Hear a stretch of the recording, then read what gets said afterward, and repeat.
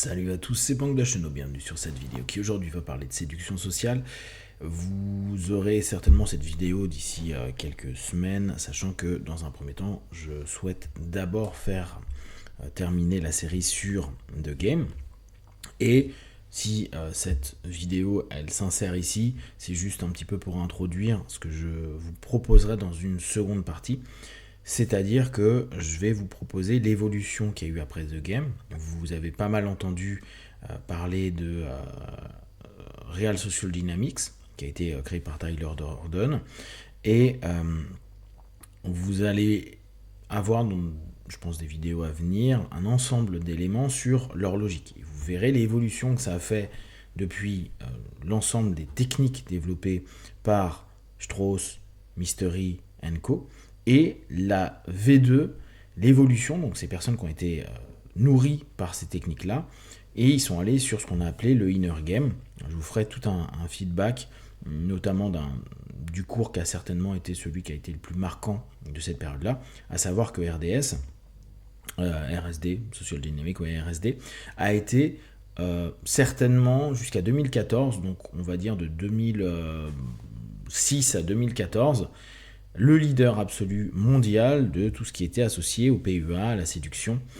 Et ça s'est arrêté parce qu'il y a eu un drama, puis une attitude vraiment pourrie qui a détruit le monde du PUA tel qu'il était jusqu'à ce moment-là. On reviendra dessus plus tard. Ce qui m'intéresse là, c'est parce que pour vous parler de tout ça, je continue à regarder pas mal d'éléments associés au PUA actuel. Et bien sûr, ce qui est en toile de fond, l'évolution du masculinisme, comment en fait beaucoup de discours qui ont été développés et partagés dans la communauté PUA ont pu arriver aujourd'hui dans une communauté qu'on appellerait la manosphère chez les Américains, la sphère masculiniste, la mascusphère chez nous, on pourrait dire. Et il y a notamment deux gros podcasts qui s'appellent Whatever Podcasts et Fresh and Fit qui reviennent tout le temps sur le même type de discours, à savoir que cette sphère-là a des réponses préétablies au rapport homme-femme et à l'attente qu'il y a des hommes vis-à-vis des femmes.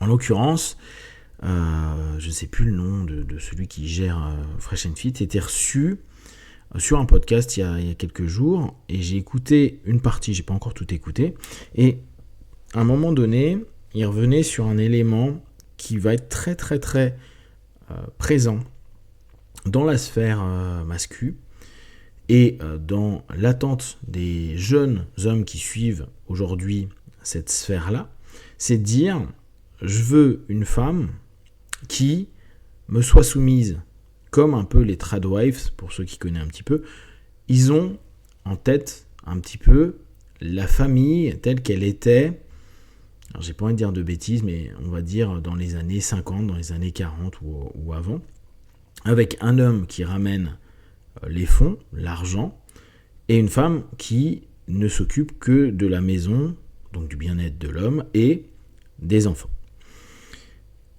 Élément qui est intéressant parce que hyper mystifié, je pense, par une génération qui n'a pas vécu avec des parents qui les ont éduqués comme ça.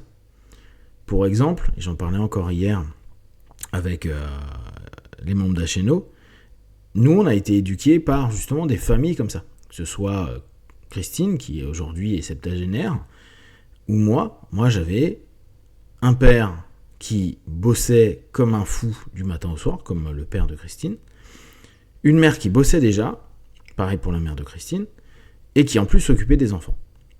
Et dans tout ça, il y avait du coup un process qui aujourd'hui, quand on écoute les mascus, est un peu particulier, de se rendre compte que pour eux, l'homme, le mâle, l'alpha, qu'importe comment ils vont le nommer, va être le provider, celui qui va approviser la maison. Mais pour ça, en général, et ça vous pouvez demander à tous ceux qui ont eu ce type de famille traditionnelle, le père, si on prend vraiment cette notion, c'est le père qui s'occupe de tout ça, tu le vois jamais. Tu le vois jamais toi en tant qu'enfant, ce qui est normal, il part très tôt, il revient tard. Et toi, en général, si on est vraiment dans ce principe traditionnel, l'enfant, il est couché tôt. Donc, il ne croise pas son père. Et en général, le père, le week-end, est tellement crevé qu'il a autre chose à faire que s'occuper des enfants. Et là, ce qui nous intéresse, c'est cette notion qui est attendue par toute cette sphère de dire « je veux une femme plutôt soumise avec un faible body count ». Je vous rappelle, le principe de body count, on reviendra énormément dessus. C'est le fait qu'une femme soit sortie avec peu de mecs et ait eu très peu de relations sexuelles. Parce que, et je reviendrai aussi dessus, il est considéré que les femmes qui ont plus de 5 partenaires ont un taux de divorce supérieur. Et que la plupart du temps, c'est les femmes à 80 ou 70% qui demandent le divorce. On reviendra sur tous ces arguments-là et ces notions-là. Mais là, dans ce que disait le gars de Fresh and Fist, il disait « Moi, je veux pas que ma femme travaille parce que je veux qu'elle me soit soumise à moi. » C'est vraiment le mot qu'il utilise. Et à aucun autre homme. Or, si elle travaille, elle serait soumise potentiellement à son N+1 qui peut être un homme. Et donc, elle obéirait à des règles données par un autre homme et pas par moi. Bon. Cette notion, elle peut être complètement discutée sur plein de choses. Ce qui, moi, m'a intéressé, c'est me dire, tiens, donc, l'idée est de retrouver une famille traditionnelle. L'homme va donc imposer à la femme l'ensemble de ses règles. Et derrière, elle s'occupe de lui et de l'enfant. Sauf que, et ça, c'est très très peu mis en avant dans toute cette sphère-là, pour qu'un homme soit apte à gérer sa famille, il faut qu'il y ait un succès dans son travail. Quand je parle de succès dans son travail, je parle de notion où il va être impératif d'avoir suffisamment d'argent pour que sa femme puisse bien s'occuper d'elle, bien s'occuper des enfants, pour bien s'occuper aussi de lui. Et vu que dans le discours masculin actuel, c'est il faut que vous vous mariez tôt, comme avant, et que plus la fille est jeune, plus il y a de chances qu'elle ait peu d'expérience, bien que ça aujourd'hui, ça pourrait être remis complètement en question. Il y a cette notion de dire que va y avoir une forme d'emprise de l'homme sur la femme qui, elle, va accepter toute cette règle-là. Sauf que si un homme veut réussir et qu'on prend pareil, il est à la vingtaine, peut-être plus, sa copine est à 21, lui il en a 25, combien de mecs ont un boulot et un salaire bien important et suffisant pour payer le crédit de la maison, pour s'occuper, pour avoir une belle voiture, avoir une vie très qualitative qui en général doit attendre 35 ou 40 ans. En général, tu peux avoir ça, on sait, dans ces périodes de vie. Eux, ils partent d'un postulat que l'homme doit s'occuper de ça. Mais les attentes des femmes entre les années 50 et aujourd'hui sont plus les mêmes. Les besoins sont plus les mêmes.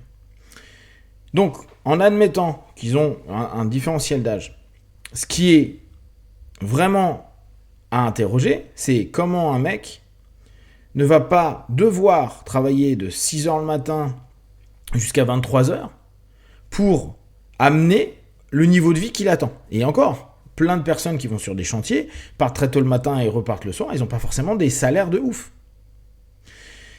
Et pendant ce temps-là, quand toi, le provider, celui qui amène, n'est pas présent, ta femme, elle peut vivre sa vie, mais vu que tu lui limites un paquet d'éléments, il y a un moment, va y avoir ce qu'on appelle de la réactance. Donc de fortes chances d'aller vachement sur les réseaux sociaux, de vouloir sortir, de vouloir rencontrer d'autres personnes parce que tu t'ennuies, ou tu rencontres d'autres mamans et tu rencontres d'autres personnes, peut-être maintenant des pères qui s'occupent des enfants en sortant de la maternelle, de la primaire ou de je sais pas quoi.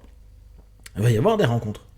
Et te rendre compte au bout d'un moment, et là on se met du côté féminin, que ton homme, certes, il t'amène de quoi manger et autres, mais que tu le vois jamais, que tu le connais pas, que tu passes peut-être chez nous 5 semaines de vacances avec, mais c'est peut-être le grand max, et ça se trouve pendant ces 5 semaines il va dormir, se reposer, il va peut-être aussi voir ses potes. Qu'est-ce qui dit que l'homme va créer une relation, s'occuper d'eux? L'homme s'occupe de tout dans la famille. Oui, mais il faut aussi donner du temps à sa femme, donner du temps à ses enfants, ce qui est quasiment impossible sur un planning où tu dois, dans cette période de temps, 20, 35, 40 ans, bah, développer ton chiffre d'affaires, quoi, ton gain, pour vivre comme tu le veux, et que ta femme soit satisfaite, et que les enfants soient satisfaits.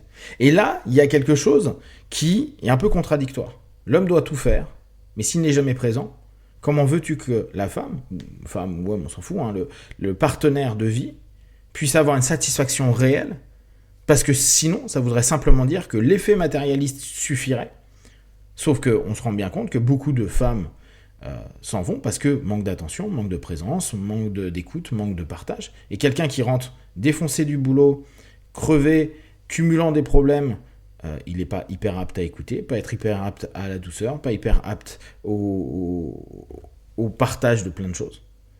Et en plus, en admettant que ça soit complètement acheté, cette notion de tradwife, de vie traditionnelle, va quand même y avoir un ensemble d'éléments, et ça ils le mettent beaucoup en avant, les masculins, à dire oui mais l'homme il doit être capable de réparer la voiture, réparer l'électricité, réparer plein de choses. Old school, super. Mais quand est-ce que tu vas le faire, vu que déjà tu travailles en longueur de temps pour gagner beaucoup d'argent, pour subvenir aux besoins de la famille. Il y a tous ces paradoxes, toutes ces problématiques, toutes ces idées qui sont intéressantes sur les premiers temps, genre je trouve quelqu'un, je me mets en couple, je me marie, je fais des enfants, et là on a l'impression que tout est ok. Et ça revient à notre problématique des PUA. Ils ont tout misé sur le début. Trouver une fille, faire tes rituels, faire tes scénarios, faire tes routines, obtenir la fille, des faveurs sexuelles ou de l'envie ou du désir, etc. Mais, et ça on en parlera dans les vidéos à venir, n'hésitez pas à poser des questions si j'oublie, le 3/4, ils ont divorcé, ils sont pas avec des femmes de façon régulière, ils ont tenu 3 ans, 4 ans avec la plupart de leurs copines. Ça veut dire que leur système, il fonctionne pour se mettre en sécurité pendant un moment, pour se dire qu'ils sont beaux gosses, ça va se taper plein de filles, qui sont tout ce que vous voulez. Mais derrière, ça fonctionne pas dans un rapport de développement d'un couple et d'un succès. Je crois qu'un des rares qui fonctionne avec un couple qui a duré, c'est D'Angelo. Et encore, il faudrait que je vérifie. Donc, cette notion, elle va être très intéressante parce que dans la sphère masculine, c'est un petit peu cette espèce de hareng rouge, le truc qui sent comment je peux me choper une fille, quel type de fille je vais devoir choisir, comment je vais pouvoir fréquenter à long terme et créer une famille. Donc, cette espèce de « vous pouvez l'avoir », mais il n'y a pas de discours de « je peux le conserver », sachant qu'il y a plein d'éléments qu'il va falloir prendre en compte qu'on ne maîtrise pas. La pénibilité, la fatigue, notre rapport au stress, le rapport à la solitude du partenaire de vie, etc. etc. On reviendra dessus, mais ça ouvre des portes et des réflexions, et vous voyez le lien qu'on commence à avoir entre PUA et la mascusphère actuelle, qui reprend des concepts qui étaient développés déjà à ces moments-là, dans la manière d'agir, de penser et de créer des stratégies. Mais ça ramène un public qui est intéressé, qui est en demande de structuration et stabilisation, ce qui est intéressant, et c'est ce qui quoi, la notion qui pour moi est intéressante, c'est qu'il y a ce besoin-là, et qu'il est peut-être utile de pouvoir leur proposer des chemins différents. C'est un chemin, peut-être ça fonctionne, peut-être ça fonctionne pas, on y adhère pas, ça je m'en fous, mais il y a peut-être cette génération qui a besoin de quelque chose qui leur corresponde et qui leur permet de s'apaiser, d'être bien, de se dire je peux avoir et créer une relation avec une femme ou avec un homme et me sentir bien dans ce rapport et construire, structurer un couple qui dure, où il y a du bonheur, de la joie et des enfants qui eux-mêmes sont dans le bonheur, la joie, comme l'a été d'autres familles. Et juste pour finir, il y a beaucoup de familles tradies qui ont divorcé. Et ça, il faut quand même le prendre en compte. La période divorce, donc avec l'homme s'occupe de répondre aux besoins de la famille. Il y a eu énormément dans les années 80, c'était le début, génial, mes parents divorcent. Cette rupture, donc c'est peut-être qu'on était arrivé à quelque chose qui n'allait plus, mais on revient sur ce cycle-là, ce qui peut être intéressant à réfléchir, cogiter et voir. Si vous avez des questions et des remarques sur le sujet, partagez sur Facebook, YouTube, j'y répondrai le plus rapidement possible. Comme d'habitude, de tout ce que je propose, ne prenez que ce qui est bon et juste pour vous, tester, observer, analyser et concluez. Be one.